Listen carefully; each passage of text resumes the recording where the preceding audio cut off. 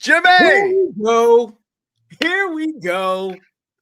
Here we go, boys. If that isn't a hard hat win, then hard hat wins do not exist. Jaylen Brown on down. The Celtics came to play tonight. Let's go. Hard hats, lunch boys, toe boots.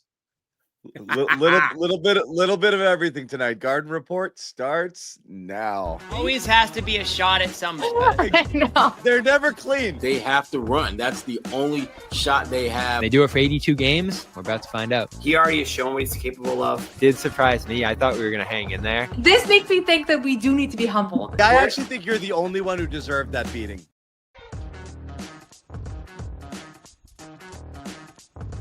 There we go. Why are we holding that, Amit? Damn it. This is one of those weird. Here we go. Thank you. All right. Thank you. The music hung so long it knocked out Jimmy's microphone. Is that what happened? No, you're good. Hey, we're back. Anyway, it's a jacked up chat right now. I can see it. The number one question people asking, are we, I don't call them we, but you guys can call them we. Are we back? Are they back?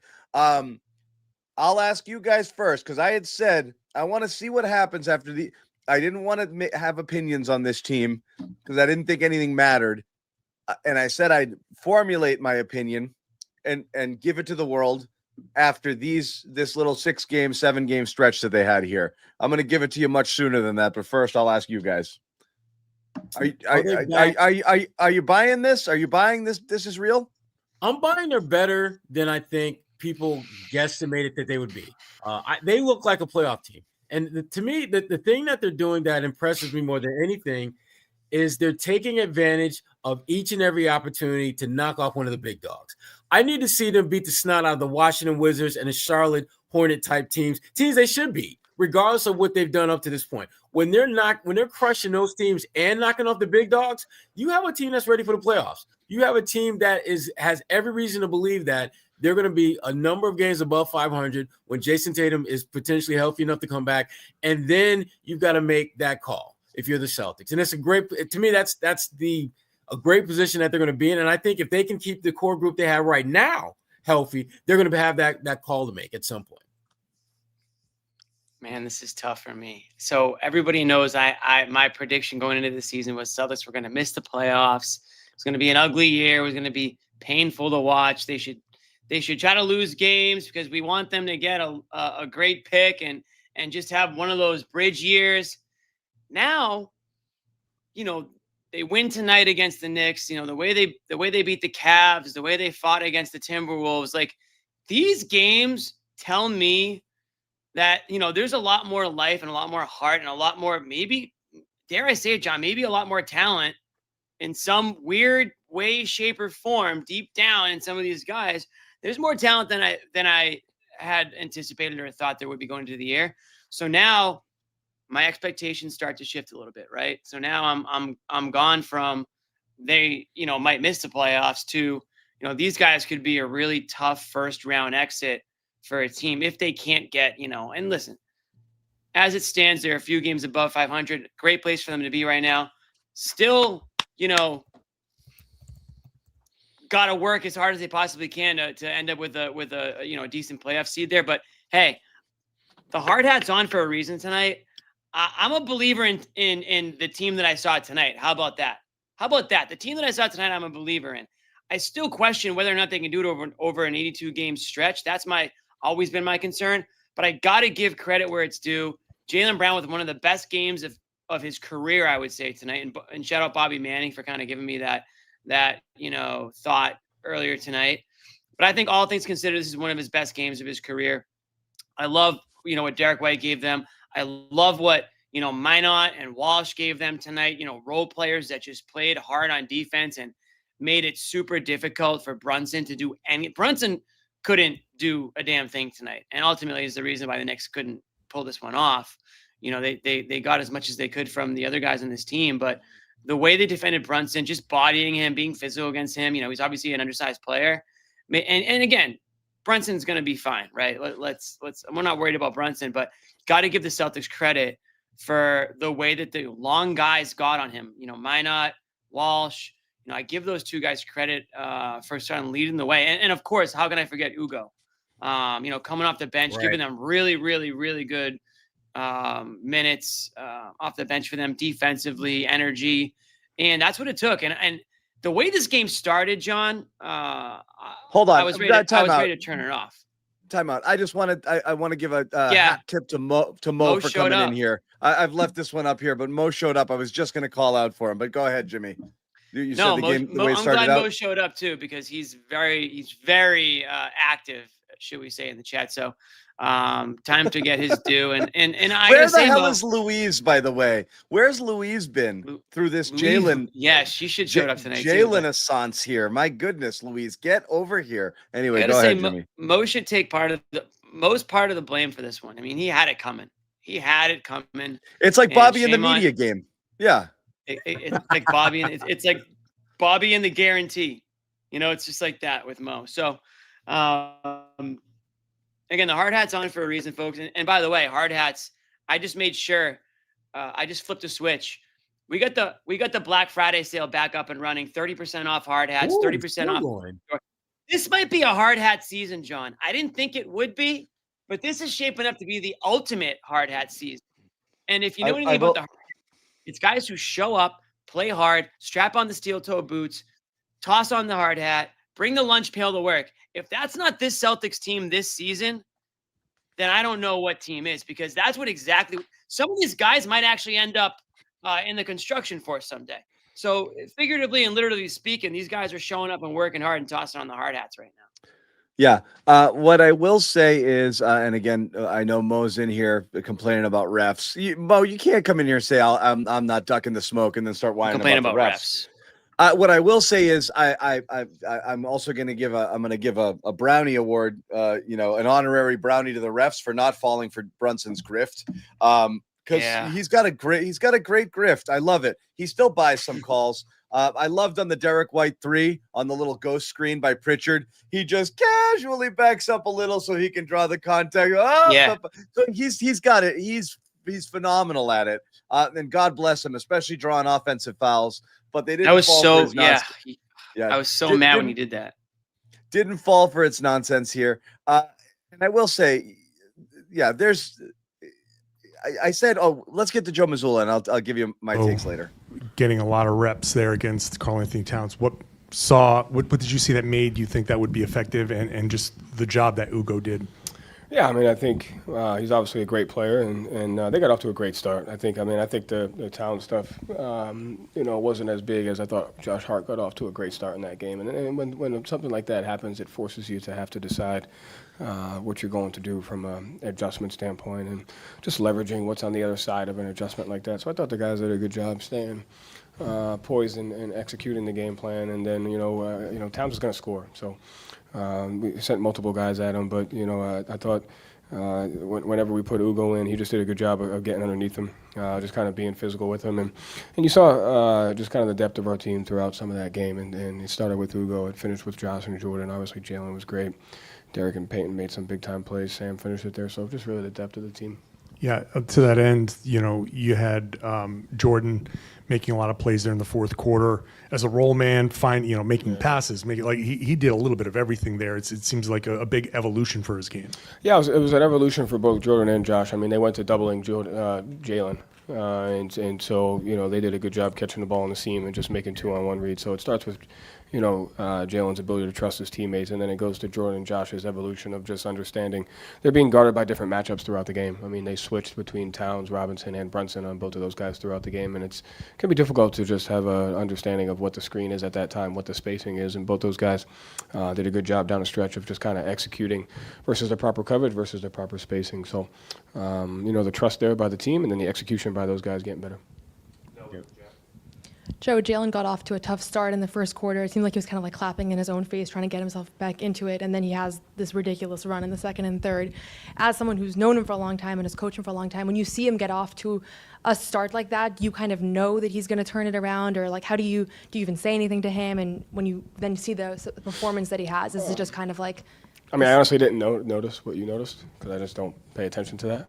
Just to me, it's a couple tough possessions, and you just let him do his thing. So just communication throughout the game. But a couple tough possessions. But to me, he never wavers in the poise or the mindset that he has.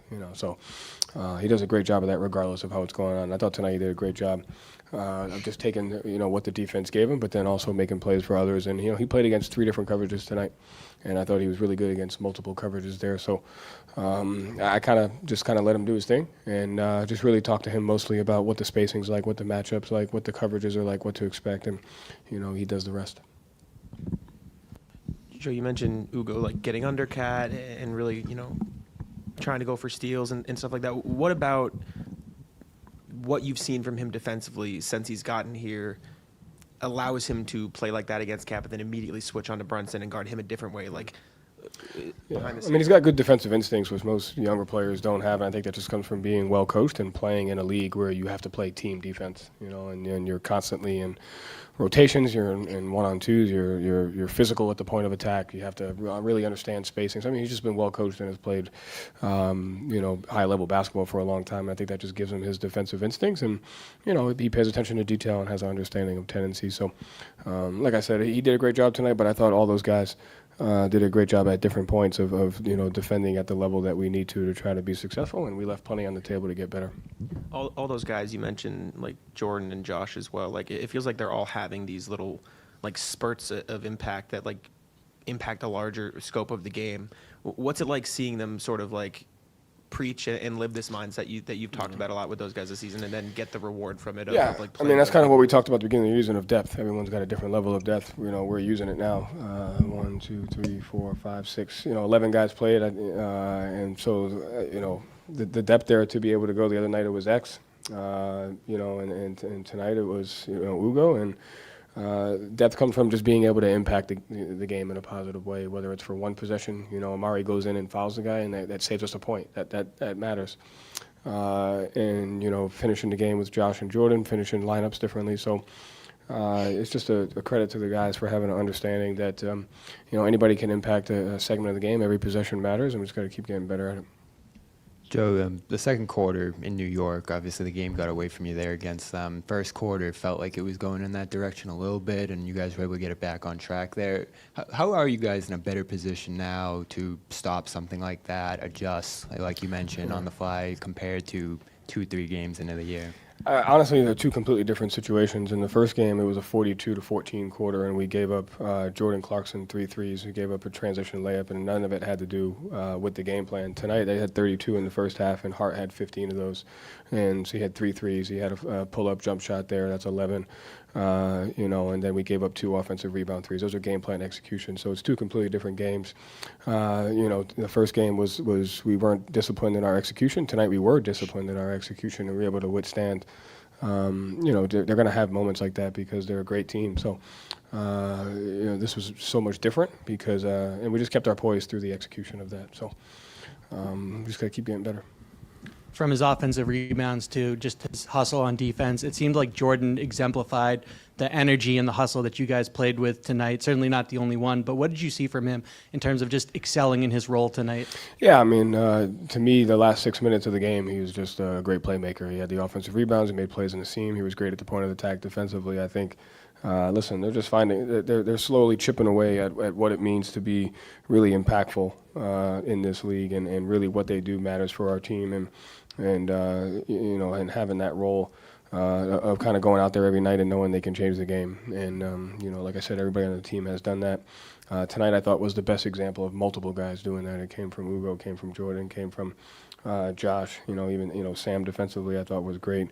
So they're just having an understanding how much they can impact the game and how important that is for us and how much it impacts winning. So they just got to keep doing it. Joe, just from a resilient standpoint in the fourth quarter there, like obviously Bridges was red hot. They kept coming at you guys.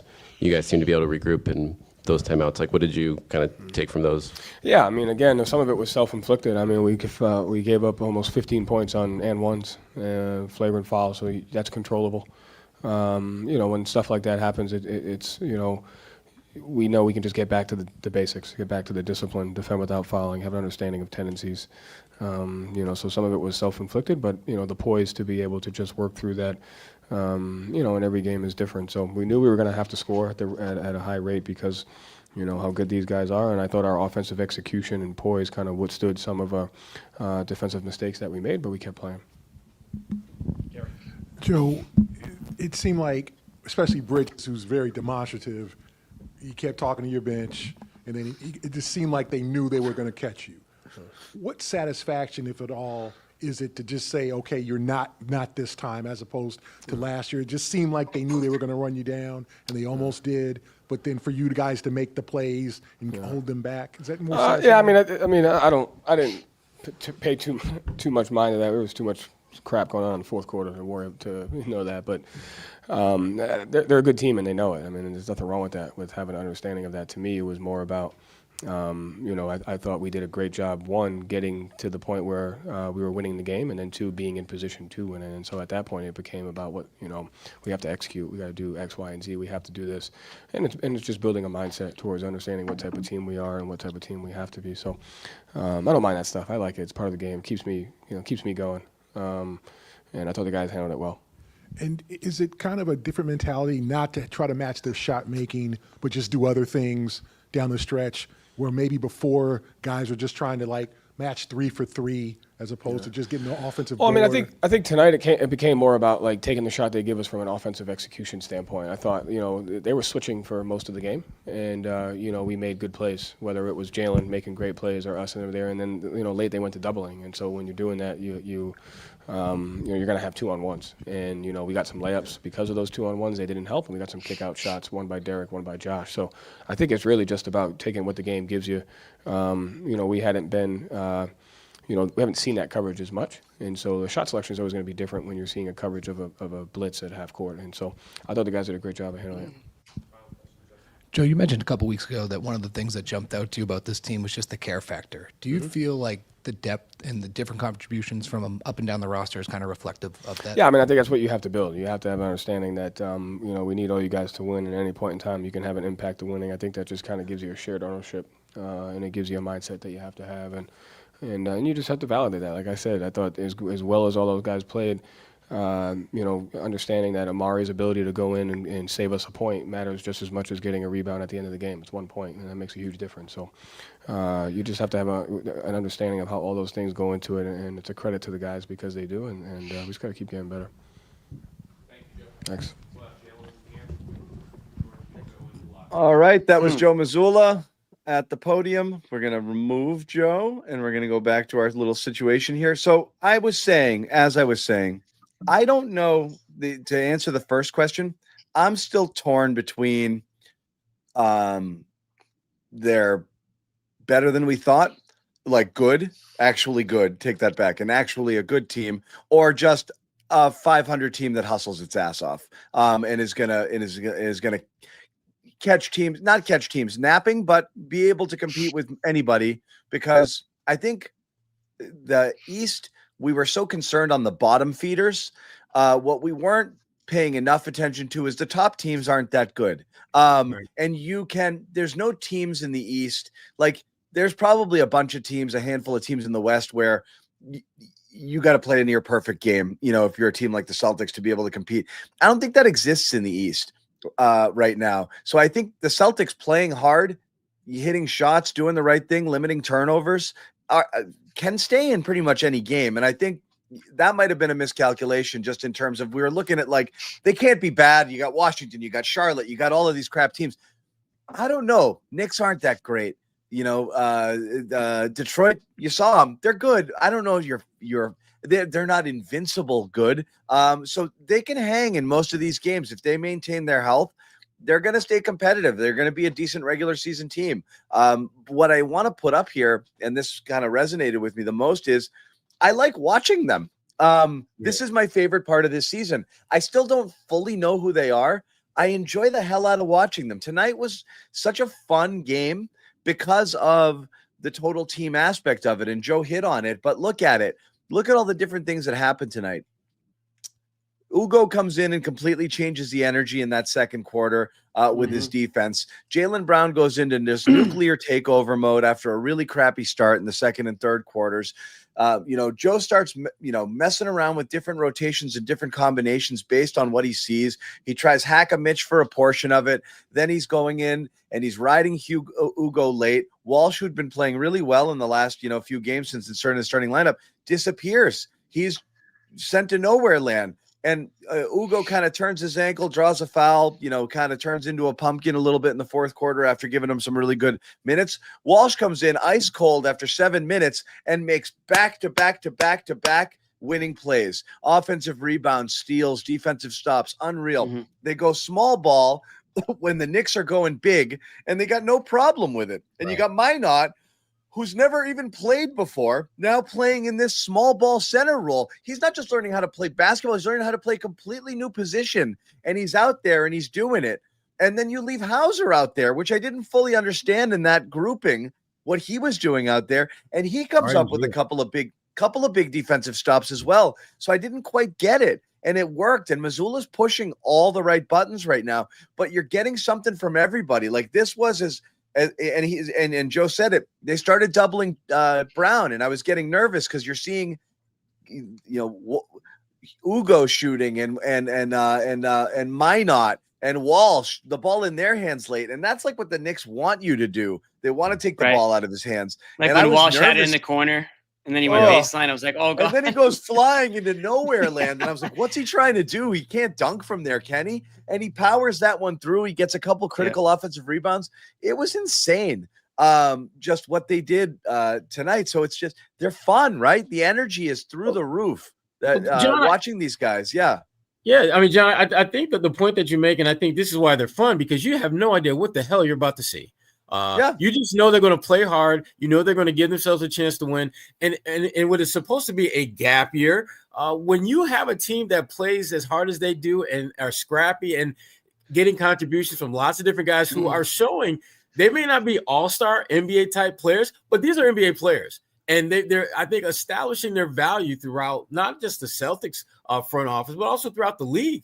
I mean, Minot is a guy who I think, has shown he can play. Same thing with Jordan Walsh. And we already knew Anthony Simons could do a lot of really good things out there. You start going down the line, and there really isn't a guy that you look at other than, I hate to bring it up, but Luka Garza looks like that one odd man out. No. He's got room on the Boucher's got a spot next to him. Okay. The duo, they've got the back of the plane with the little two-seaters and that way in the back. Yep, they got it. With X-Man. Exactly. Although X-Man he makes a cameo. Read Noah's column on X-Man. It's very good. Leadership vibes. Yeah. But I mean, the cool thing about this team is you don't know what to expect other than that they're going to play hard and they're going to give themselves a chance to win. And for a team that is playing without their so-called best player, that's all you want. And so-called. Mark it. 23-10. Mark it. Clip it. Go ahead. Clip it. John, that camp is not one where I am by myself. So let's just keep it real. If you want me to start saying nice things about Jaylen Brown, I'm going to say bad things about Tatum. So you guys decide.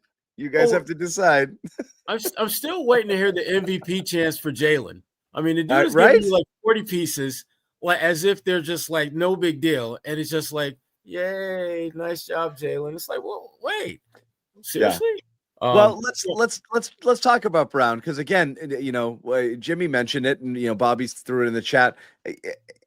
It's again, you can look at just the numbers, and again, the 4 turnovers. He had 3 of them in the first quarter. And the rest of the game, he made incredible decisions with the basketball. So you can always look at the tough shot making, which is great. He caught a couple of bodies today, which is great.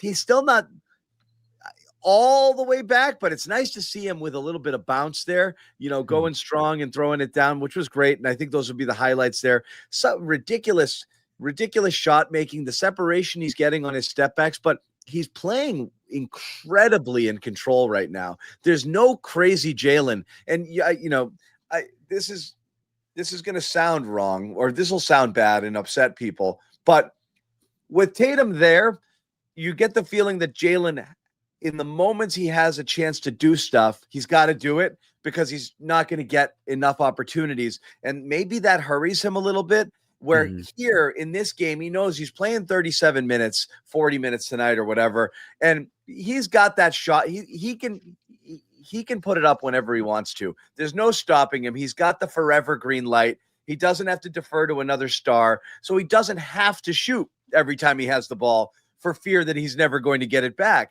And he's just playing a lot like slower. And the reads he's making off of doubles are so much better right now. I thought he was terrific at that all game long. So it was just like he was incredible all night, but it was just the way that he went about it. It was just such an in control game. And especially they were throwing, doubles at him all fourth quarter. And he did. I mean, you had one turnover late. That was unfortunate. It could have been critical, but for the most part, he handled that pressure extremely well and didn't force anything. He didn't get in there and be like, geez, I haven't scored yet this quarter. Give me the ball. Go, go, go. I thought he was amazing. He's stepping up to the podium now. So let's hear from Jaylen. Jaylen, fourth quarter, they start doubling you and you give the ball up to Jordan and he starts making plays.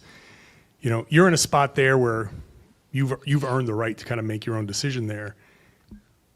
Jordan's right there. Can you just walk us through like the decision to you know what, I'm not going to try to break this double team. I'm going to give it up and we're going to start playing that way. Yeah, that's the right play. They started doubling me. So I wanted to make sure. I wasn't sure at first. I wanted to see if that was their coverage. So I just dragged it out.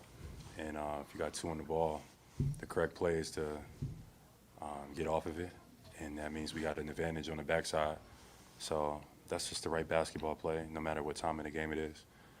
And I trust my teammates. And Jordan, Josh, all those guys made plays tonight. You can go back to the Cleveland game where you kind of let Peyton cook at the end and close the game out. What's your evolution there of being on the floor and reading those moments and understanding like, hey, this is the right play, rather than maybe giving into your own, thoughts of saying this is my time? I'm still learning and growing, to be honest. I'm still, every game I take information and apply it to the next game. Obviously this year I have more responsibility. My responsibility hasn't been the same in the past. So, this year I'm in a new position and I'm still figuring it out. So I just take what the defense gives me, learning when to be aggressive, learning when to get off the ball. It's all stuff that I'm still, getting better at every game. Jaylen, it seemed like you were frustrated in that first quarter after a couple of turnovers and fouls, and you were almost like clapping in your own face, I think, if I saw that correctly. And then you come out in the second and third quarter and kind of go crazy offensively. Are you having like a conversation with yourself in that time? Do you know what you need to fix, and it's just like kind of snapping into it? Like, what's going through your mind in that moment? Just right there, I felt good. Like, some days you just feel like when the ball hits your hands, the ball just feels different. Today was one of those days. And it didn't start off that way because I had some turnovers and I probably was playing a little bit too fast. So I just told myself I'm going to just slow it down just a little bit. And then it was off to the races after that.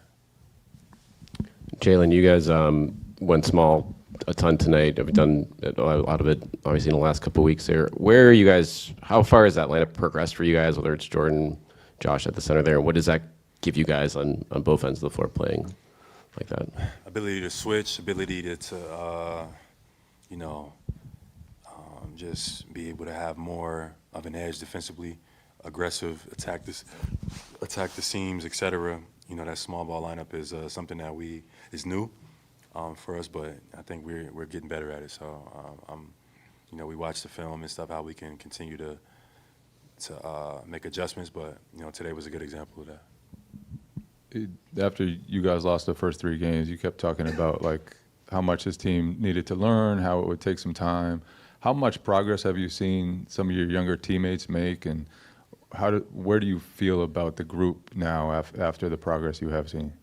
Yeah, I mean, it's easy to focus on like what you see now, but if you go back, to preseason, before the season, we're in a much different space now.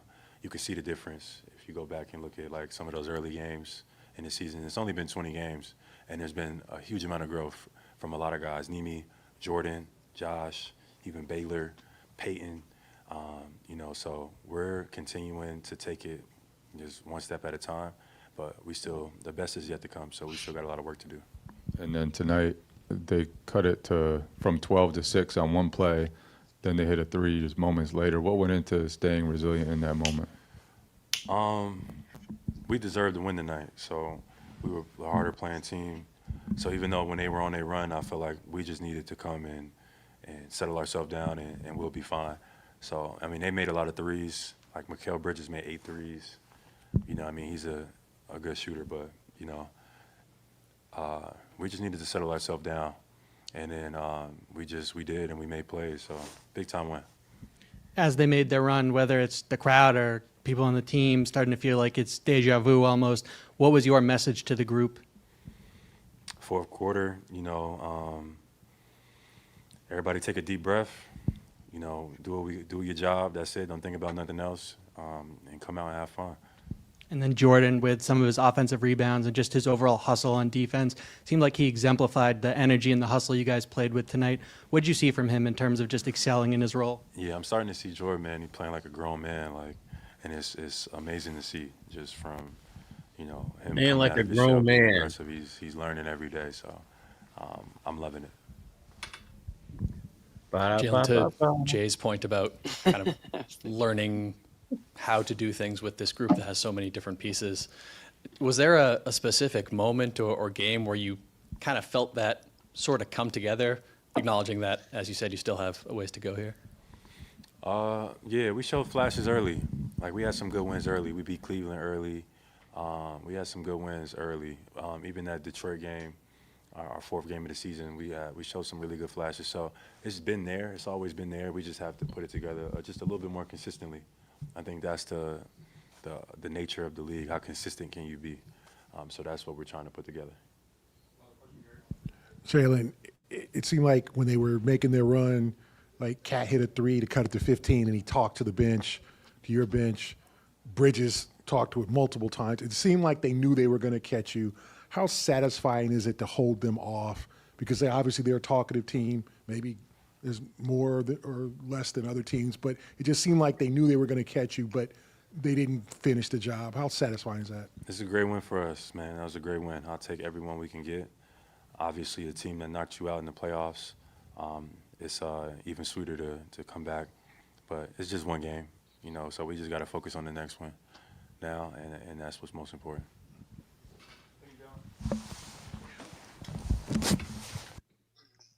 There you have it. Right. Jaylen Brown doing Jaylen Brown things. Oops, remove it.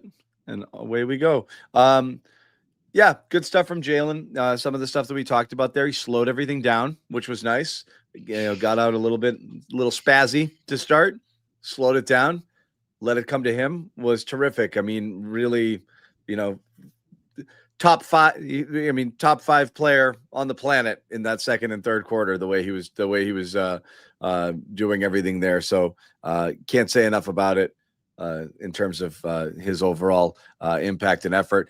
Just a couple of notes for you guys tonight. Obviously, we're going to have Bobby and Noah join the stream. We do want to tell you, and we're going to get to some of them in a little bit. If you guys want to support the Garden Report through Super Chats, we're greatly appreciative when you do. Feel free to throw in a donation if you do. We'll put your comment up on the screen. We'll react to it, give you a little shout out. Always welcome when you can do that. I do have to tell everybody, I can't keep saying this, people. The stream is moving. If you're watching on the Celtics All Access channel, which right now 254 of you are, and there's 1,000 of you over on the main channel.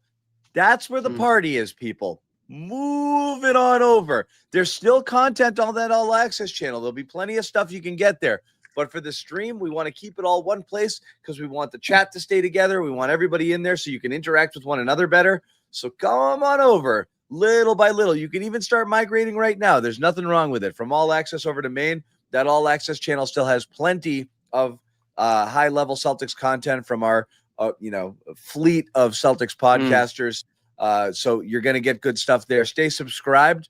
But for the live shows, we would like you to come on over and hang here. Before we move on, I do have to give a shout out to our sponsors. And we're going to start out with Prize Picks, of course. And you know what time it is. It's Prize Picks, baby. It's this time of year, great time of year with all of the sports going on, basketball, hockey, football, stretch run, kid. 4 games left. Taylor Kyle's 13-win prediction looking pretty good right now. Download that Prize Picks app. It's the #1 daily fantasy sports app in all of North America. Use the code CLNS. Get 50 in your lineups after you play your first $5 lineup. And again, if this is for you, if you like the daily fantasy sports stuff, no better place than Prize Picks. Gorgeous app, super easy to use, very intuitive, lots of cool features, free squares. You can stack stats, which I love to do because, hey, you know, you want to ride Drake May, baby. And you saw the offer on the screen there, code CLNS. Sorry, something was loaded. Code CLNS gets you 50 in your lineups when you play your first $5 lineup. Once again, download the app, code CLNS, 50 in your lineups when you play your first $5 lineup. You see there more or less 2 to 6 player stat projections, can be the same sport, the same game, different sports, doesn't matter. Just head it out there and play. You can win up to 2,000 times your cash. Great features. Injury reboots. You can cash out even if you don't have a perfect lineup with the flex play. So go check it out over at Prize Picks right now. Prize Picks, it is good to be right. Bringing it back here, and Ahmed's trying to tell me something, so I got to look at it. We got a poll. Is this the poll? Are the Celtics back? Are they back? Yes, 54. No, 9. 37, too early still. We put this one in the chat. Still time to vote here, but it looks like the no's are getting killed. And again, Jimmy and I were team tank. And I still don't think it's the worst thing, but you know, hey, you winning, watching them play well and watching them win is fun. Worst thing would have been a slog, right? Like that's what I keep going back to, the fun stuff. You know, it's not quite Isaiah Thomas level of fun, but there's something about rooting for underdogs, and there's something about the energy that they bring, and there's something about what it means to them when they're playing well. So you've got Jaylen Brown playing at a different level, and then you've got a bunch of other guys just literally, hey man, I belong in this league, let me show you something. And when they do it, it means a ton to them, you know. I mean, and you're feeling that every single game. The vibes are great right now with this team. Yeah, they really are. No, I mean, I think it's pretty clear where I was on things to start the year, but I'm not going to kick and scream throughout the season. If the Celtics team shows up and they make it fun and they make it, you know, worthwhile, I don't want to come on this show and talk about a boring team and talk about a team that sucks and talk about a team that seems like they don't want to be there, because then the interest dies down. Nobody's having fun, and it feels like the longest season ever. I'm totally cool with the team that exceeds expectations and makes a run, and you know, the players show that they belong in this league and that they can carve out a role in future seasons for Boston. I'm totally down with that. I just don't want to be stuck with a team that's middling and has no future this season going anywhere. This Celtics team right now, I'm just as kind of like up in the air, I think, as everybody else is, where I love what I've seen from them the last 7 games or so, let's call it. However many, the last couple of weeks, where they feel like a team that is just kind of like right there with the teams in the East. I think we can all agree, like right now, the Oklahoma City Thunder are playing. They're 20-1, right? And they're playing the Golden State Warriors, a team that's, you know, not even considered a top team in the West, that might be one of the better teams in the East. So trying to take it all in stride and be realistic about everything. But I'm thrilled with how this team has played to this point in the season. They've obviously had a couple duds, but they've also surprised me way more than I thought they would. And like, I thought I was going to come back from France, and I wondered if they were even going to win a game while I was gone. I come back and the narrative's completely different. It's that this team, you know, led by Jaylen Brown, who's playing at, you know, all NBA level right now. Not only is he playing at that level, but he's, you know, leading this team. Everything he says is like the right thing that you want to hear from a leader and a captain. You know, I know he's not, I'm not calling him the captain. And I know that we had Captain Gate in previous seasons, but he's always acted like the captain. He's always kind of taken on that leadership role and said the right things and kept his teammates, you know, accountable, kept himself accountable. And that's been the case this year. He understands that he's the leader of a young team that's kind of in the middle of trying to figure out who they are, who they want to be, or who they can be. And they're following his lead. I think, John, you talked about his style of play, and we've talked about it all this season. Is he playing slower because he has no choice? Or is he playing below the rim because he has no choice? Is he stopping short of the rim and taking the jumper because he has no choice? Or is he adjusting his style? Is he playing a smarter level of basketball? Is he playing a more controlled level? Is he playing slower? NBA, so many players will tell you that, pace is almost everything. You can't just go full speed. You have to know when to play fast. You have to know when to play slow, and you have to know when to make that change. And I think Jaylen Brown this season, more than any that I've seen, has really leaned into that. And you'll see him out there at points, feel like he's kind of in slow motion, but he's still getting to where he wants to get to. He's getting his shots up. He's playing more efficiently. And I honestly think it works better for him. This way that he's playing is more controllable, and it's more successful for him as a player. I think when he's athletic Jaylen Brown, yeah, he got to where he is in this league playing that way, but it's also gotten him into a lot of trouble in games, and it's taken him out of games, right? And he's taken himself out of games by playing that way. So I really think, and I hope that this new-ish Jaylen Brown that we're seeing is one that's going to stick around, because I really do think that this type of Jaylen Brown, and John, I'm pretty sure you'll agree, this is the type of Jaylen Brown that actually can help players around him. And I think that's kind of the difference of what we're seeing this season, is that it's not one player, Jaylen Brown. It's, him giving an opportunity to his players to succeed as well. I've said it a couple of shows ago. I like Jaylen's leadership vibes a lot in terms of how he's going about with these guys and empowering them, and holding people accountable and being an advocate for them, and going to Joe and talking about play this guy and do this, and play, taking on that big brother role. I think that's been great. There's no question. Like, look, I like everything Brown does.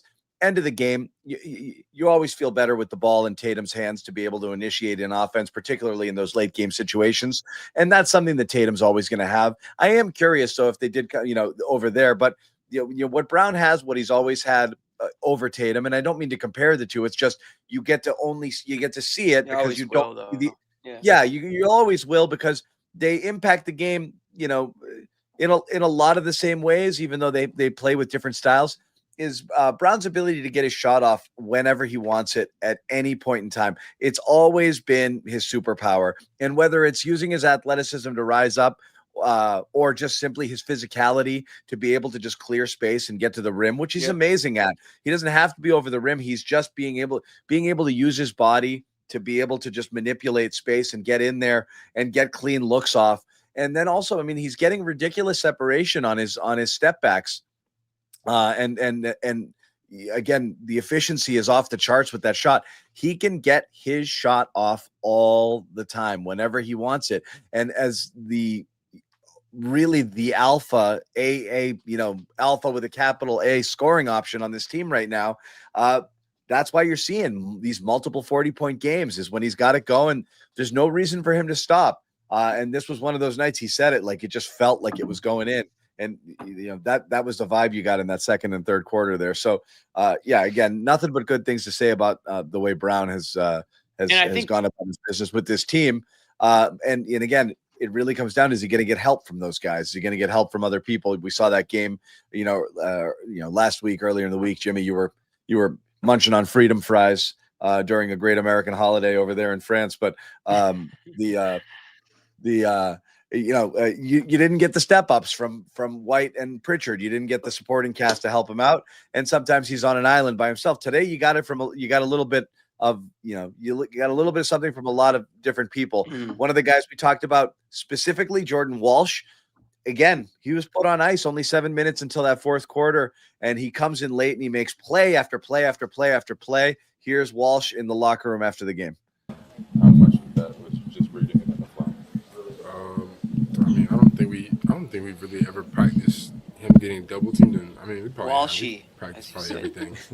But in the moment, it was more just a read. Usually JB's the guy who's kind of like in the middle, making the play out through the seam. It ended up being me and Josh a lot tonight, and I ended up finding him. He hit a three, found him again. He didn't make it, but we got good possessions out of it. And so I think it was just the flow of the game, making the right read, being aggressive. How far do you feel like you've come in those situations? Being able to read it, and is the game starting to slow down? Oh yeah, absolutely. I think I'm way more calm, way more focused, and obviously slowed down a lot for me. Since my rookie year. I was a mess rookie year. I was running around just. So definitely. Even this season, the amount of playing time that you're getting. That was a hot mess. Yeah, because I gotta slow down, or else I'm just gonna be exhausted. So I gotta take it one day at a time, one possession at a time. George, you talk about Jaylen having your back in the past. Now he's, it's a clutch situation in the fourth quarter. He's willingly just giving you the ball there and on the roll rather than trying to, like he's a superstar. He has the right to do what he wants. What does that mean to you, like in that situation? He's trusting you in that spot to make a play. Yeah, I mean, it's huge. Obviously, we depend on him a lot, for many different things. Playmaking, scoring, all types of getting everybody involved. And then sometimes it's like whenever they're, super aggressive on him, like tonight when they're double teaming him, he's got to have help. And, I'm glad that it was me in those moments to be able to help him. I feel like me and his connection, off the court and on the court have grown so much and come so far that I feel like he can trust me in those moments. And I feel like that's huge. Not just us, but like our team. Have another guy out there who he believes in. What's the balance of playing calm mentally, but also with the energy you need to excel in your role? It's a balance. Everything's kind of a balance. Sometimes you crash, sometimes you don't. Sometimes you want to get back. Sometimes you pressure full court, sometimes you don't. Everything's kind of a balance, but definitely finding moments where you can affect the game in ways that that other people won't expect or aren't ready for. I think is what makes a difference most times. Jordan, do you have any moments where you're like, a month ago I wasn't playing at all, and now here I am, kind of doing everything and playing these clutch moments? Like, does you ever have that feeling come across you when you're on the floor, or does it just feel normal at this point?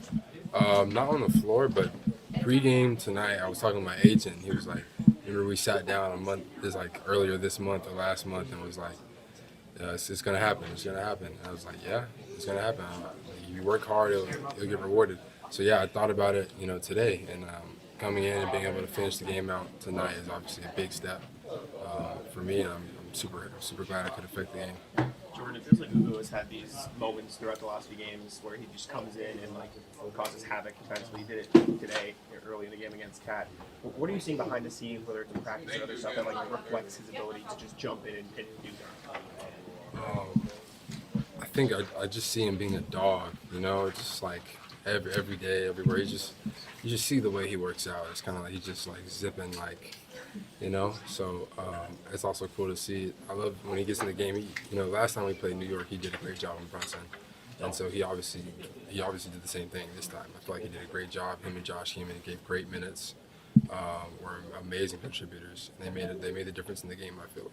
As a final question for Jordan, has he been like that all season? He's a dog. Is it like from when he got here? Has he always been like that? Yeah, absolutely. I think so. Ever since I played with him, he's been, that scrappy guy, who wants to guard everybody, get all the rebounds, and just affect the game.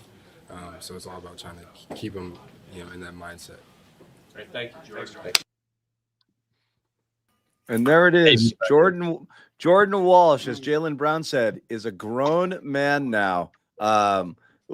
Huge effort late in the game, drawing the praises of Noah Dalzell, who credited him with the victory. And I don't think that's you can't look at my in-game tweets and reference them after the game. Why not? Why? You just can. No, I'm just kidding. That's how it goes. Noah's on clap cam. She's on high five cam. I was talking the high five. I'm sorry. I thought there was more. Okay, I'm sorry. The clapping thing, I'll drop. Joan was talking to himself. I thought there was more there to it, but no, he probably would. No, I thought there was an astute observation. No, I really. Joe's like, what are you talking about? I thought the Joe high five changed everything on the sideline for Jaylen. Bobby was thrilled after you took that bullet for him. It was great. That was cleared him to ask his own question. Anyway, no, allowed him to slink out of the interview room. We'll come back around to all of it, but again, I think the main theme tonight was a little bit of something from everybody. The superstar performance from Brown, but we talked about all the different things that happen in a total team victory. You have Ugo changing the momentum with his second quarter defense coming in there, providing a spark. Jaylen goes into superstar mode. And then, all of the stuff that happened late where, Jordan Walsh, he's on ice all game. He comes in, he makes play after play, offensive rebound, drives, scores buckets, playing good defense, small ball lineup with Minot playing a small ball 5 to close the game. Hauser's out there getting defensive stops. They're getting a little bit of something from everybody. Joe Mazzulla pushing all of the right buttons. An incredible overall team win. I don't know where you guys want to start with it. I think the Walsh stuff is where you want to start here because it's getting crazy, and we don't want to do what we did with Minot, where we said revelation, how are they going to keep him? What's the contract going to be? This guy's going to start, and then he's back on the bench and relegated for. And it happened tonight to Walsh. I was like, oh my God. I was like, it's happened a couple of times to Walsh now since this starting run began for him. So he's found ways to get off the bench and come back in and reset himself. Obviously, the Brooklyn game, he was back in the starting lineup the next night. In this one, he gets back in for the fourth quarter, and he's able to play through stuff and bounce back from a bad performance, a game where he doesn't get as many minutes.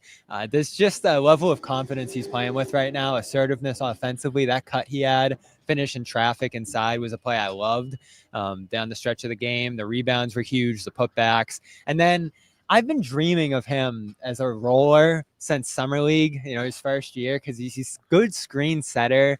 He's a guy that I want to get going downhill. And how many times did I say it when he couldn't get into games through the first 2 years? Let him do some stuff other than stand in the corner and take 2 threes. And if he misses both of them, it's a bad game from him. Now he's screening, he's rolling, he's making passes in those positions, he's cutting. This guy has a lot more in his game than a jump shot that's been solid this year, but hasn't made or break in his offensive game. And the fact that he is fitting in offensively too, alongside with all the defensive contributions, is what gets you really excited about him as a player. I mean, every basket in that fourth quarter was critical, right? Like, it felt like they could not get a stop. And not only that, but it felt like the Knicks were scoring 4 points every time they came down the floor. And so Jordan's ability to finish around the rim, to be honest with you, maybe I'm wrong. I don't think it was there a couple years ago. I mean, I didn't see it in the G League. I didn't see it at Summer League. They didn't put him in those positions, though. Right. Yeah, but even when he did go to the basket, I mean, he's going to the basket now. I'm like, that's like a Jayson Tatum drive. Like, strong. He has a nice fit around the rim. He's controlled. He was kind of joking about it at the beginning of that scrub in the locker room, but like, he used to be completely out of control. So I don't know if it's just the confidence and like getting the opportunity that he's slowing down, or if his game has finally warranted these opportunities too. It's kind of hard to know what was going on behind the scenes, but he's obviously become hugely impactful. And then you mentioned Josh being relegated. For all the Josh being relegated talks, like, he was also hugely impactful tonight. So small ball center. Is he the second center? You look at that trio now of Jordan, Josh, and Ugo. I believe in all 3 of those guys. And I think that at any moment, one of those guys can close the game. It could be one of those guys' night, and another guy might get a DNP. They each have their own strengths and weaknesses. You can tell Ugo's younger. Like, he seems to make a little bit more mistakes, like fouling and things like that. But I also think his defensive ceiling is probably the highest. So, I don't know that we need to continue kind of comparing them all season long, because at the end of the day, like, they're all going to impact this team, and they're all going to play a role. And it's hard to predict like who's going to have the biggest role. I guess it really depends. Walsh and Ugo seem like a bit of a redundancy there. So choosing one versus the others is just what kind they've of done for the most part. But it's been mainly Walsh. As far as the Walsh stuff, I agree. No, I think it all comes down to speed. The speed of the game and being able to process. And he said it in his post game there. He's like, I was awful, for year one. I was just all over the place. Smith era. I was out of control. Right. Yeah. It's Crash Bandicoot. It's a whole, just Neesmith just smashing into stuff, like just trying to figure out a nickname for him right now. He does not want a Crash Man style nickname. Yeah, Garbage Man's right in the Crash. The problem is, camp. as soon as you let up that you don't like a nickname, that's the nickname. You know. Well, Neesmith did not like Crash, from what I remember. Well, it was great. Yeah. So. Yeah. Garbage Man, is that what Walsh is gonna get? I think that's terrible. It's horrible. Yeah, I love it. That really is. That was. It's bad. all. It's not even catchy. Who came up with that? It's not apropos. Derrick White, I think, right? Yeah, Derrick White did. We can do better, guys. Yeah, everyone on the chat before we're off here, come up with a good nickname ever. Come up with a good nickname. We'll put it in a poll. The chat came up with the Boston Tea Party. Boston Pea Party from the chat. That was the best. I still don't know how that. I'm still don't know how. I don't know how that didn't stick. That was so good. Chat, don't put nickname ideas in the chat. Noah, know your history. Know your Garden Report history. Sorry. We can tell you didn't watch. Come on, The, Noah. the Boston Pea Party is so The much Boston better Pea than Party, so good. is I so don't even much know better what than Pritchard's nickname Fast even P, is. Fast Yeah, PP, or this. We'll have to ask awful. Pete if he wants to adopt that. Stupid. We'll bring it back. Pea Party. It was just Pea Pro Party, I AMP. think. After we shortened it to Pea Party, which Pro AMP. Oh man, this is good. those were the good Yeah. old days. Jimmy Yeah. Sherrod, anything for these guys? No, I'm curious. Well, go ahead, Jimmy. No, I was gonna say, Bobby, you texted it, and I kind of doubled down on it early in the show, but this was one of Jaylen Brown's best games, just all things considered. You know, the role that he's in with this team, like the supporting cast around him, going against a big Knicks, a Knicks team that has big, aspirations here on national TV, and just the way that he went about getting his 42 points. Obviously, a slow start here in the first quarter, but he was the reason for that second quarter surge to put the Celtics ahead at halftime. And, he just picked up where he left off in the second half there. And I mean, they stretched the lead to 18, I think it was, or close to it. Yeah. In that third quarter. So, I mean, it wasn't just Jaylen Brown, but it was by far, he was the main reason the Celtics won this game. Yeah, and you can nitpick a few things. The fouls early, he ends up in a little bit of foul trouble. Late, he threw that pass out of bounds out forward that could have hurt them. But before that's the it, jump though. ball, but Everyone's that's like, it. you're not going to get a perfect game out of these No, I'm guys, just right? nitpicking a few plays before I shower him in praise. This was his best game ever, I think. We can go back to 2021 and find some bigger scoring games, I'm sure. And he's had games in the past. Where were you when? The stat sheet better. Yeah. But just think of the circumstances. I mean, this was a team. This is a Knicks team. I know down OG, which is important to note, that looked like they were just in another class than Boston in that last game. Like the 28 points. And in the first 5 minutes of this game. This one feels like it's gosh. going that way. I know Joe didn't agree with me on that, but this one felt like it was about to be a very similar game to that one. And he just pulled them out of it with his consistent isolation dominance. And when he was lining up defenders in this game, the just level of arrogance on his face, like, these guys are standing in front of me. Are you kidding me? Like, waving guys. Like, there's just such a level of confidence to his game right now that he can get anywhere he wants, one. And two, that if you do throw some extra pressure at him, as the Knicks tried to late, that ball is just going to shoot right out of his hands to where it needs to go. And he was in full control as a playmaker late in this one. He has tried to squash that story of this year being about showing what he can do leading a team. Watch what I can do if Tatum's not here, all that sort of stuff. He's crushed it as a talking point every time it's come up, along with Joe. But this is exactly what we thought could happen, potentially, best case scenario.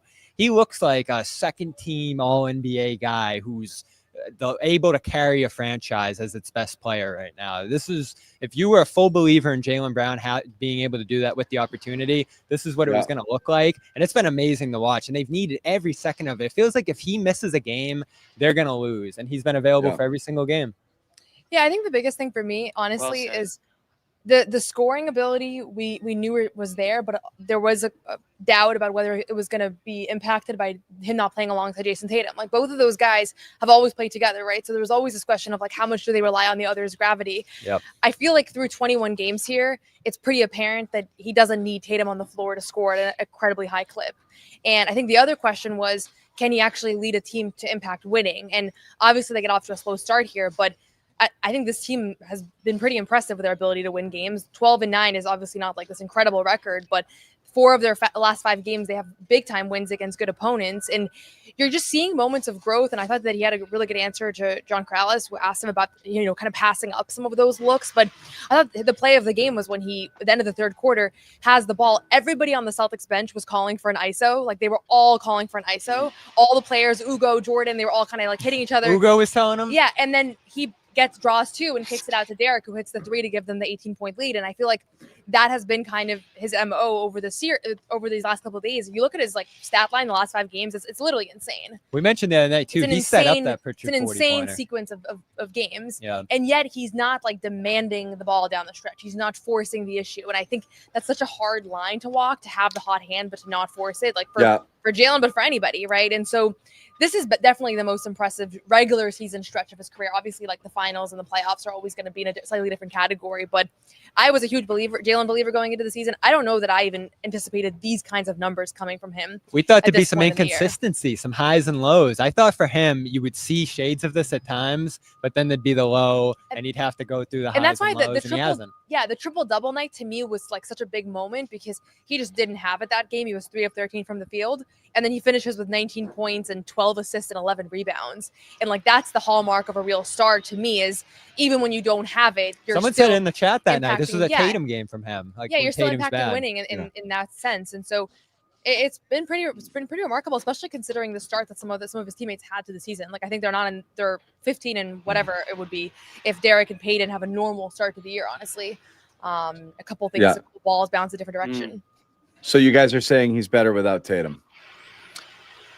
I mean, this is going to be the story this year coming out of it.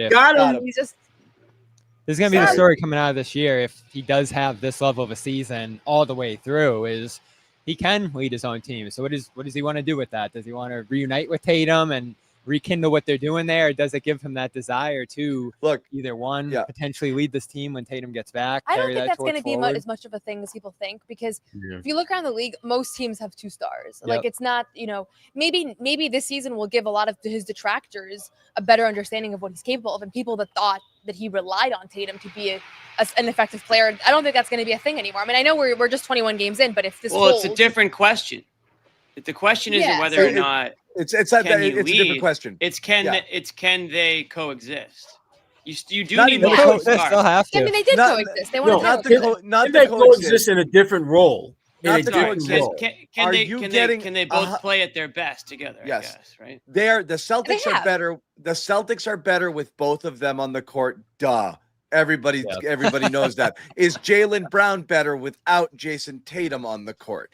Because right now, and again, this isn't a knock on Tatum, it's just simply the ball. There's one basketball. And when he knows he's the ultimate alpha scorer on this team, he doesn't have to force the issue every time he gets it. If he and Tatum have it and they're playing my ball, your ball, well, when it's my turn, I got to go generate something, whether it's there or not. I think Brown is playing with better patience and making better decisions with the ball and not forcing the issue at all. I thought tonight he was terrific at that, where he doesn't have that luxury when you've got another guy in there who's going to be so as ball dominant as Tatum is, because his opportunities to impact the game in a way that he can are fewer. So it is an interesting thing where if Tatum comes back and Brown comes down, again, the Celtics are better with both of them on the court, but you're getting a version of Brown here that's kind of unencumbered and uninhibited and not having to share, and not in a bad way. He can share with everyone around him,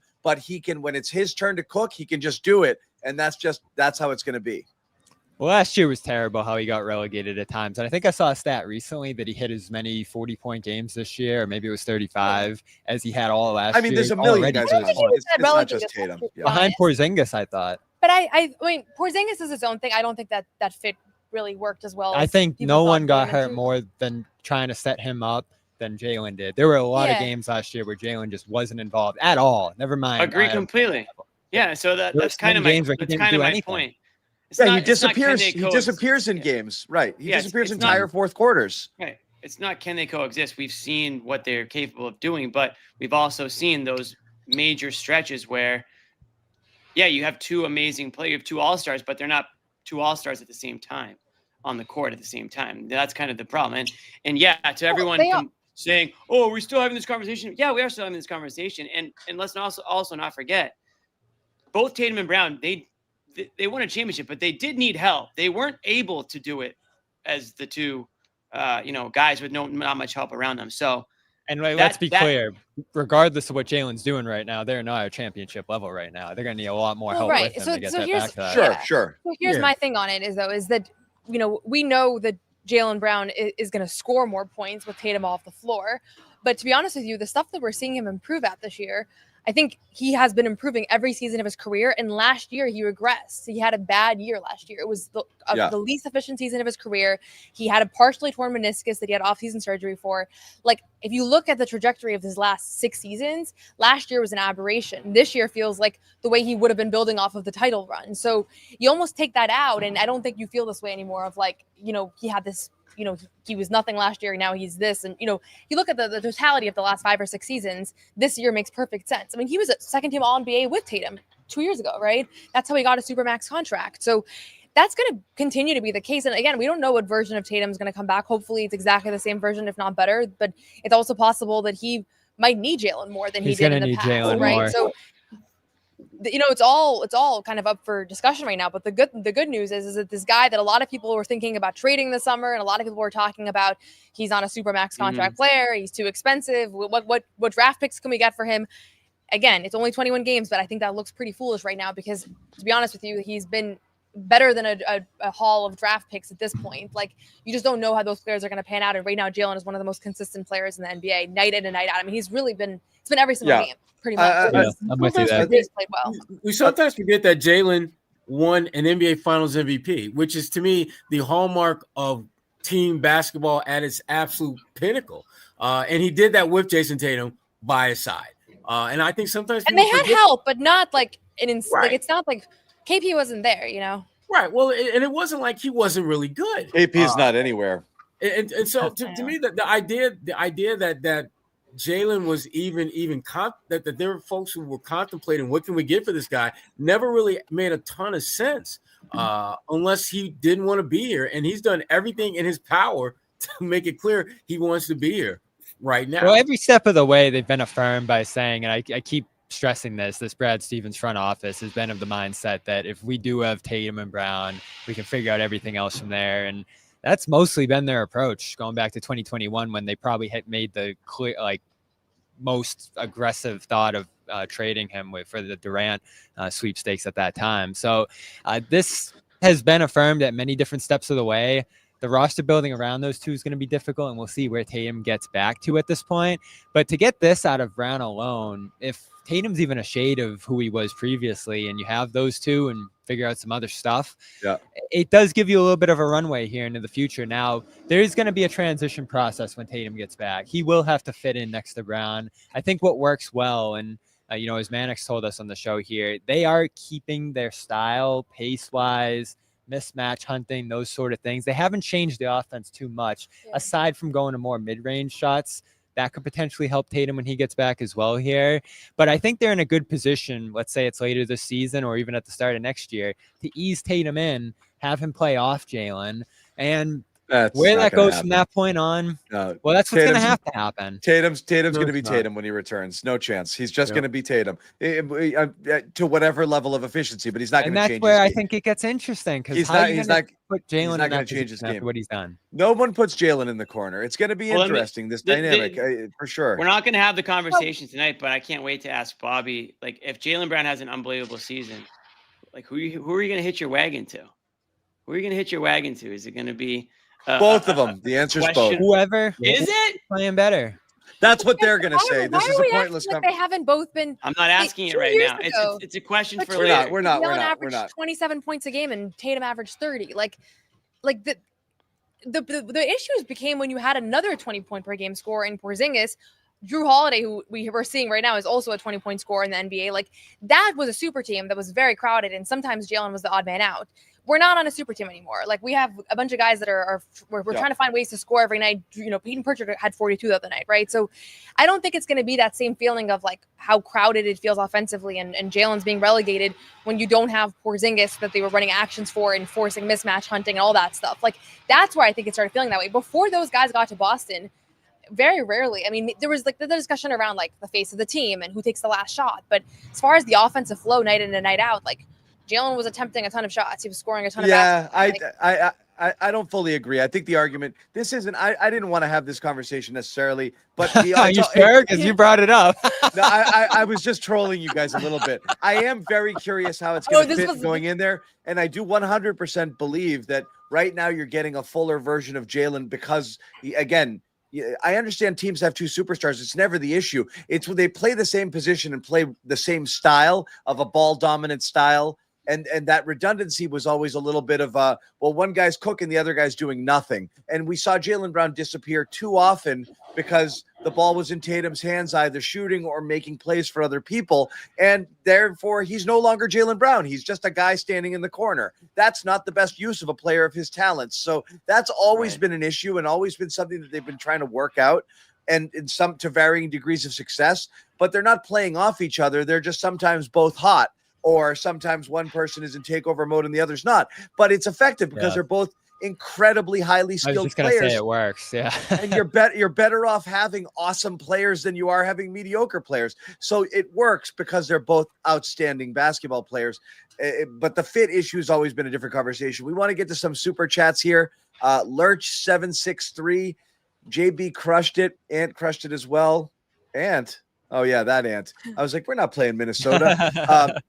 John other be Ant happy. Unfortunate nickname. Timing.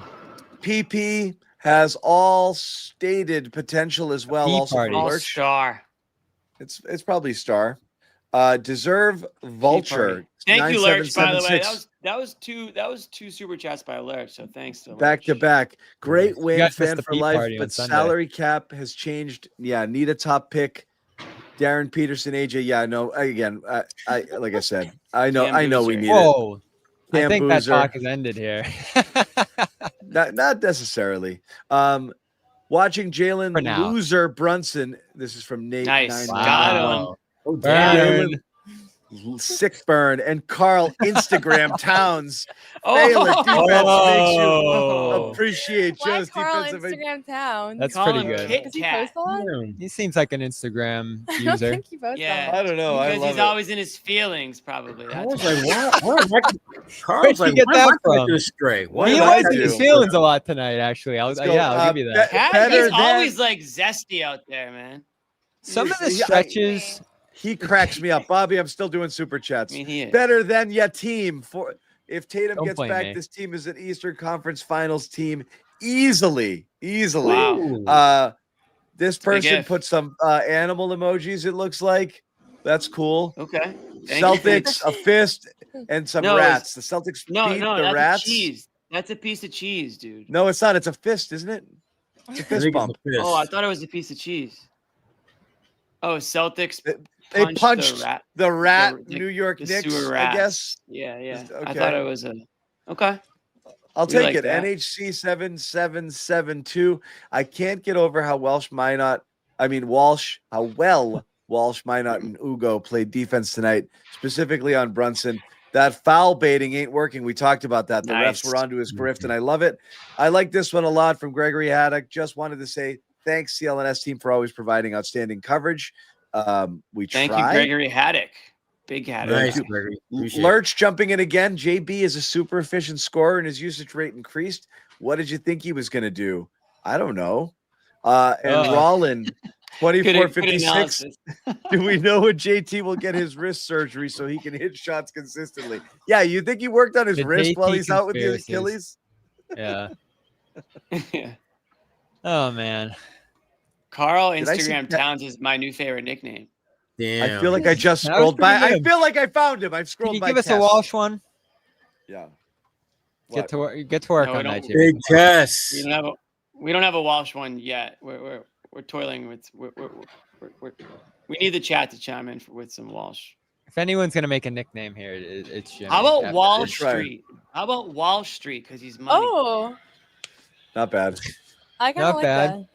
See, I believed in Cool. you, Jimmy. You're gonna get it. Imagine we show up at the next scrum with like 7 nicknames for him and make him pick one. That would be the whole scrum. I like it.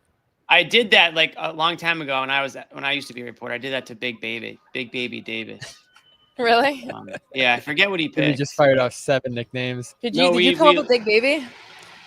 No, that one was already. I don't know why he was trying to change it. He wanted to change his nickname at a time. He didn't Yeah. like And Big Baby. look- I don't think. Looking Can you back, he blame him? probably Why? should How have. could one Horrible like nickname. it? Yeah. Problem was he was constantly crying, so he Yeah. kind of. I love that guy. Oh God, what You're a on your clown! all-time favorites. Maybe. Yeah, you said you can send him a care package in prison right now. Okay. Yeah. Oh, God. Dude, half that team is in A lot of disses tonight. This show is becoming like I need to stop laughing at these jokes. You know? Exactly. We were. A lot of strays. I rescind my last 6 laughs. Fine. Fine. So what we were talking about at the top of the show is, we were kind of waiting for this little stretch here to kind of get a better sense of who they are. I can't imagine anything's going to happen over the next couple of games, ending with the Lakers game here, that's going to make us think anything other than, yeah, man, I don't know. Like that, this stretch tells you more about this team than anything I think that's preceded it so far. The way that they played here. Huh? The Wizards? Yeah. No, I mean the Wizards are the one layup in this mix here, but this stretch here has been unbelievable that they've gone on, and they could have won them all, which is crazy. Yeah, no, and they're starting to show that there aren't matchups that they're not going to compete in, and again, it looked like that early. Like, they could have won that Wolves game too. You could have gone. Yeah. You could have after that Nets loss. I mean, you could easily be 5-0 right now if you didn't choke that one away. But Magic, Pistons, a Wolves game that was yours, the Cavs, you beat the Magic Knicks twice, Cavs twice. You beat the Knicks so once. Pistons. I don't know what else to say here on this stuff. What you're good. You're a good team. I guess it ends with Toronto, Milwaukee, Detroit. It's still going. I mean, it's a killer stretch. But like, Jimmy, are you ready to say John's not going to do it? Are you ready, Jimmy, to say Never. there's a good team? They're not. I didn't say that they were a good team, but if you recall, I predicted them to miss the playoffs. So I am willing to. No, I'm saying, are you ready now to say they're a good team? The team I saw tonight looked like a good team. I need to see a little bit more of it. And again, the last week or so, let's say last 10 days, 14 days, they've looked like a team that resembles a good team. That's like as far as I can get right now. My concern is the consistency. That's all. They're playing good basketball. They're playing good basketball. I think they're a 500 team talent-wise that plays harder than most teams every night. They're like a regular season fun team. I do question, but they have been fun. Yeah. Just we'll leave it at that. But I'm trending in that 0-3 direction. start. They've been good. I think that's just been what it's been over 12-6 quarter of the 0-3 season. start. Yeah. So that's a good stretch against a variety of teams. And I know you've gotten some breaks. I know you've had some situations where the best player on the other team was out, but more often than that, you've had either decent opponents or good opponents at this point. And as you've said, there's only been 2 games all year where you've been out of the mix. The Rockets one and then the Knicks one in the second quarter there. And then you got the Knicks back tonight. So this has done a lot for me. I'm super high on this team right now because they do just seem to find ways. I'm glad you're fulfilled. Yeah. I think that they've exceeded my expectations and they're playing hard. And again, that's why the hard hat's on. That's why it would have been on. It's a hard hat game. It's a hard hat game. It would have been on for the last couple wins if I was in the show. We were debating last game whether it was a hard hat. If I had a hard hat, I would have put it on after the Cavs win. Yeah. Jimmy's hoarding them. 2 starters out. I think you definitely would have had it on after the Cavs win against a team that has. That's the other thing too, John. They won without 2 starters on Sunday. Unbelievable. We missed you guys. We missed you guys. Sunday was an unbelievable game. Unbelievable. Yeah, that was 100% a hard hat game. No question. I mean, if you said going into this year they were going to play without Cade and White against Cleveland, that was a scheduled loss, and they won it. That's a crazy win. Yeah, that's crazy. I was super impressed by that. I said that over and over win. That they would lose every game that Brown and White didn't play, and I've already been proven wrong on the first one. So that would 100% been a hard hat. The biggest thing that surprises me so far is Jaylen. Like, I think I had high expectations for him. Peyton and Derrick, I think I expected one of those guys to turn into like an all-star level player, which so far that hasn't been the case. So what's been most surprising to me and probably everybody else is that there was all these unknown names that we really didn't know. And I think every single one of them has exceeded expectations. Like Jordan's better than I thought he was going to be at this point. Ugo's better than I thought he was going to be after watching him in Summer League. Kate is better than I thought he was going to be. Like Josh is better. So that's the part of this that is a little bit surprising. Like I had them winning 45 games. They're still they're only maybe a little bit ahead of that right now, but I thought it was going to be like the Jaylen and Derrick show or the Jaylen and Peyton show. But in reality, it's been like a deep team. And when Joe was telling us like, oh, our deep rotation is a strength and like our unpredictability is a strength, and we were discussing whether there was some validity to that. Oh, I think we're seeing Yeah, I'll we're give him seeing that. we're seeing it in action. Like Oh, Joe. tonight was like the perfect. Joe deserves a example ton of it. credit this Yeah. year. So and honestly, Joe if we're ranking gets credit, the it's biggest Jaylen slice and of my Joe. credit cake. I'm giving it to Joe. Joe and Jaylen Oh, are neck you and doing neck at credit the cake? top. I was gonna do one. I asked Ahmed to make me one 2 days ago, but the guy's really busy. But my credit cake was Joe. We have a credit cake video. It was don't we? Joe 45 for the season, not for the win. Jaylen okay. 40. Just imagine in your head. Kada was 10. And then Did nobody I else gave gets any credit? 5 to all the other contributions from everyone else we didn't expect them from. That's fair. I don't hate that. That's where, One but piece Joe of pie with everybody in it. Joe, it's cake. It's credit cake. Joe gets a Oh, ton of credit. Ton of credit for this. Again, who would have saw that lineup closing against the Knicks tonight and being effective? Right. What was my bold prediction going into the year? You had Coach so of the many. year. Oh yeah, that's a good one. He wasn't even nominated for Eastern Conference Coach of the Month. There was like 5 or 6. I know. I feel like he might not get credit for what he's doing. I don't know. A lot of it's minutia. It's up to you guys. It's up to the media. You guys need to pump it, and like it always happens that way. Unfortunately, and this is his fault. Sorry, Joe. Crazy Joe does get more credit or more attention media-wise than Basketball Genius Joe. But I was at the Knicks shoot-around this morning, and I was asking Mikal Bridges, what do you think of the Celtics team this year? Like, you guys saw them in May. What's different now? What are your thoughts on them? And the first name he mentioned was Joe Mazzulla. Joe's coaching this team great. That stood out to me. Joe's a genius. He really Players is. and coaches around the league notice what he's doing. Players and players noticing it is really impressive. Yeah, sure. He's a genius. He really is, and he's pushing all the right buttons, and he's coaching the shit out of them. Meanwhile, the chat wants him fired. Do they still? Oh yeah, after every loss, yeah. Sure. How involved is he in literally every like second of everything that they're doing on the court? He is just. I don't think I've ever seen a coach that dialed into every movement. He's burning like 400 calories a game. Just it's incredible. And how about you guys were listening to the presser?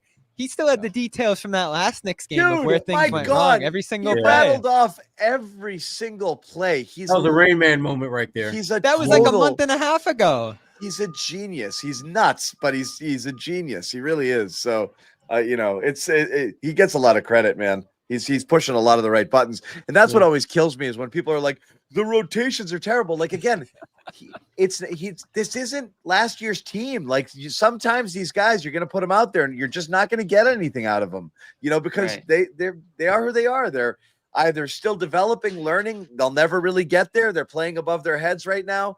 But like he's squeezing the most out of this that he can right now. It's pretty impressive. And they're playing hard every single night, and they're fun. They're fun to watch. That's my top takeaway. He's just I like getting creative watching with this the team. ingredients. He's got to put the meal out there, and he's only got a few ingredients to work with. He's just trying to get creative with it. That's all. That's all you can do. Everybody I meet on the on the street, in my basketball league, like in my life, everybody says this team has been incredibly fun to watch and more fun to watch than last year's team during the regular season. Yeah, like I think the underdog element and how hard they play and how it feels like they're just like squeezing every bit of potential out of the roster has been like super rewarding for people to tune into. And how much it means to them, Noah. I said that earlier. How much it means to each player to succeed and to play at this level and to do it for their teammates and to do it for the guys who were here last year. And you got Jaylen Brown playing the role of big brother, and how important it is for those guys to like show out for them. It matters a lot, and you can feel it. They get so hyped. You see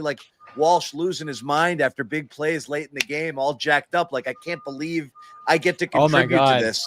It matters a lot to them. We saw him go into the tunnel after the game, Walsh, as they were all coming off after the game, and he let out the Kevin Garnett yell as he went into the tunnel. He was so fired up. I was bummed my phone wasn't out. That was a cool moment. That would have been 3 million views on Noah's Twitter, but it was a great moment for him tonight. It would have been even better moment, I feel like, if you were able to see some of a guy like Derrick get going a little more. I still want to see huge him. in this game.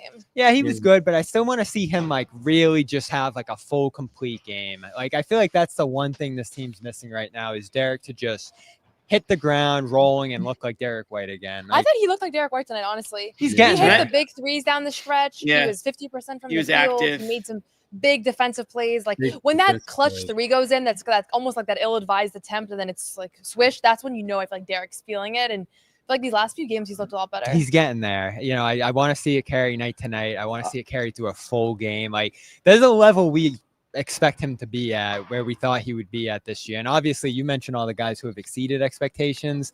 Derrick's still that one. You're waiting for him to do what you thought he'd be able to potentially do So this maybe season. he's just in a Derrick tough of spot. last year. That's not so bad, you know? That could be the case. You know, if that's where he gets Derrick back of to, I think last he'll year would be accept that. unreal. Right. I'm saying that I think maybe it's like a lot of media members had these lofty, like all-star expectations, all NBA. Were you I think among some them? of us have- Stupid I had an media. all-star, yeah. Wait, No, wait. I'm a part of it. But I'm saying that it's part of it is Imagine like saying thinking. like all NBA. That would have been idiotic. Too. Who said all NBA? Was it you, Jimmy? I forget. Honestly. Jimmy had Derrick winning all NBA, but also Celtics winning like 25 I games. love how we're 22 in pulling back the predictions. I also have But- them. This hasn't happened yet, but there's still a chance. I still have them going an entire game without a 2-point shot. So we'll see. I don't. Jimmy, field if goal. that happens, I'll give you $10. It was the ultimate Okay, rage deal. bait that episode. Yeah. Yeah. My point though good- is that maybe he doesn't make a leap to like this other level, but he was already a great player these last few seasons. Listen, that if I'm he can not- just regain that would be a win. you Yeah, know? I'm not killing him for what he did tonight or what he's done last week. He's going in the right direction. I'm just saying, like, that's the one thing, if we're talking about what you want to see from the start, him getting to that level again, I think is probably the All right. one missing piece for this team to get back above that playing line. All right, firmly. we're gonna wrap the show, but first, Nice.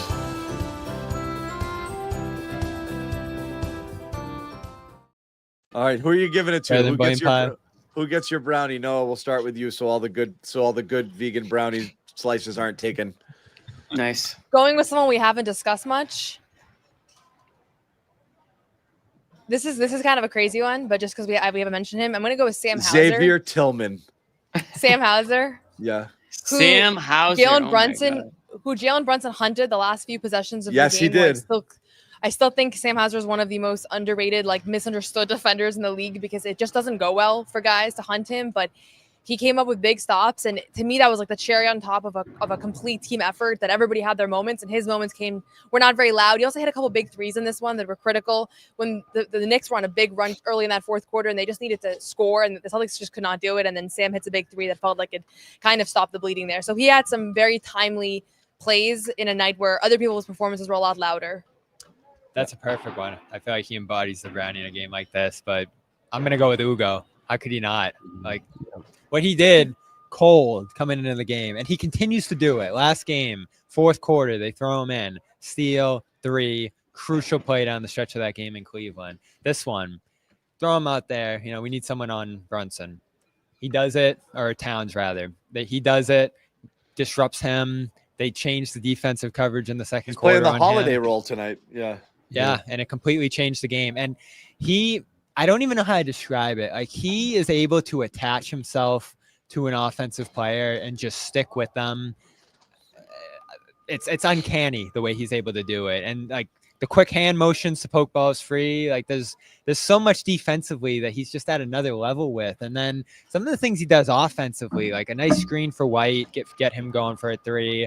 The way he, runs to certain parts of the floor to free other guys up. The guy is, for a 19-year-old, a bit of a basketball savant in terms of the way he positions himself on the floor. I don't want to go overboard praising that pick yet because there's such a long runway ahead of what could happen with that draft class. But did any of us imagine him doing this for even Maybe one in Maine. game? Maybe in I Maine. mean, we all thought it was Maine for him. I don't know. I think we all thought he'd get some hustle minutes on this team because there just wasn't a lot of competition for it. I thought he could have earned himself a little spot. Right now, though, you just want to see, like, his energy is great and his defensive instincts are great. You just got to see that shot correct itself a little bit in order for him to get more consistent minutes. You know? Yeah, but we always talk about with players Because once you win he's NBA there. skill and his You on-ball saw- defense. You saw it in the fourth quarter. The Knicks willed the ball his way a couple of times, and he took a couple of shots, and that's what they want you to do. And he's got to get. But I mean, he's 19, man. It's incredible. I'll go Minot. because of the different role. The small ball five. What an interesting case he's been all year, right? Because you think like he's one of these guys who's like, kind of new to just playing basketball at all, and like he'd get the benefit of the doubt on some stuff. And Joe is so tough on him. He really, really is. And then he's very demanding of him. That Not Detroit only, game, he unloaded on him when he came out the court in the fourth. when he had that kind of wild, spin move in the lane and coming back, and Joe just tears his head off. But like, he does take some crazy shots. Yeah, but like he's knocking down threes, which I didn't expect that he would do, and then just sliding over into this small ball five role. Like again, he barely knows how to play his natural position because he just hasn't done it at the NBA level more than 5 minutes a game in garbage time. That makes it easier to switch. Previous destination, and now it's like go do this. And Go he's play trying to center figure- against Mitchell Robinson. Yeah, so he's trying to figure that stuff out on the fly. So, and he's got, I won't say jerked around, but I mean, he was in the starting lineup, and then he was in the circle of trust, and then not in the circle of trust. $20, and then they took it away. They took his money away. They took his $20. He had his forward position, and now they took that away too. Yeah. Jimmy Sherrod, any other candidates? The guy that I go with is Joe Mazzulla. He's pushing all the right buttons in ways that I wasn't sure he would have the cojones to do. I mean, he's taking guys in and out of the lineup, Jordan Walsh was basically, and I mean, I don't even know if he was in the doghouse. It felt like he might be underneath the doghouse. And then next thing you know, he's starting, and now he's arguably one of the most important players in this incredible surge that they're on right now. Crazy. Joe has done a phenomenal job this year. Yes, I'm using Bobby's word. Phenomenal. With just the way phenomenal. I haven't let a good one out in a while. He gets the brownie for me. Jimmy, who you got? You gotta bring that word back. Honestly, I was going to take every single player that you guys already named, but since we haven't mentioned Jordan Walsh, I'll give him my Brownie Award. So we have 5 different Brownie Awards tonight, and I think that it's hard to slice something in volumes 5. About what that explains like this team's makeup right now, and we already talked about it. Like I know I mentioned it earlier, just the fact that it's the unknown guys that have really stepped up this year and have really been the difference in this team's record, if you will, because came into the year thinking that they had 3 players in the starting lineup and a bunch of borderline NBA players. Well, we're starting to see that these guys do belong in the NBA, and I think tonight was a perfect example of the different ways that they contribute. So Walsh, obviously being in the starting lineup now as a guy that he even talked about it after the game, feels more comfortable, feels more confident, playing a little bit slower, just playing it at that more of that NBA speed, I guess, being able to turn it on and slow it down at the correct points. And no threes tonight, but found other ways to score. He had a huge basket at the rim that I still can't figure out how he was able to kind of contort himself and get that to go down late in the fourth quarter there. And Jaylen Brown's talked about it many times, how he's, relying on these guys a lot more, and Walsh being one. And we've seen Walsh in Brown's, videos that he's online. So obviously Jaylen's been hanging around with Walsh, or Walsh been hanging around with Jaylen, I should say, and maybe picking his brain a lot off the court and hopefully taking. Jaylen's the one who told Joe to put him in the lineup, after he was buried under the doghouse, as Sherrod said there. And I think Walsh is stepping up in that sense and making Brown look good about that, so he's my Brownie Award winner. Brownie Award. Celtics win. Trap Everybody game. gets a brownie. Everyone gets a brownie. Everyone gets hard hats. The dreaded trap game Thursday in Washington before the big game against the Lakers Friday at the Garden. That should be a lot of fun. Again, John, another back-to-back. What? Hard hats are still on sale, as is everything else in the Oh. Tell him, Jimmy. Tell him everything.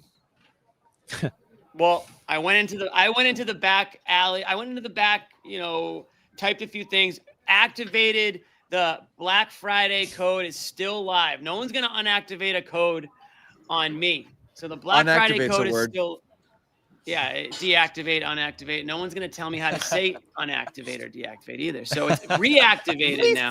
Jimmy's in charge. Listen, guys. This is a hard hat season. You know it. This is a team that's playing hard, literally. You might have to glue that hard hat to your head. toss them now. Get them now. They're 30% off. They're at the lowest price they've ever been, and they're not going to stay at this price. And people are going to be banging down the doors to get their hard hats when this Celtic team makes the playoffs. And it's all hands on deck. Everyone's going to be waiting for the hard hat. So get them now. You heard it. Jimmy said they're going to the playoffs.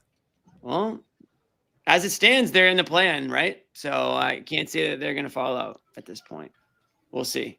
That's what I was looking for. But it's hard hat season, so I'm ready to go. All right. Well, also, they make great guys. They make great Christmas gifts or they do Hanukkah All gifts, whatever you celebrate. They make great good gifts. idea. We're about to unactivate from this show, so we thank you guys for hanging I'm out. swimming in hard hats, guys. Please help. Thursday night, Washington. Friday, the Lakers. So we got a couple more coming up. Okay. Celtics with a big LeBron. win. Big win. Defeating the Knicks. Yes. 123-158. Once again, this might be the third time we've said this in about 7 days. Win of the year. Could be. Really impressive win. Celtics take down the Knicks 12-9, 12-6 since their 0-3 start. A couple more games coming up. We will see you guys on Thursday. Take care. 12-0 if you don't include the losses.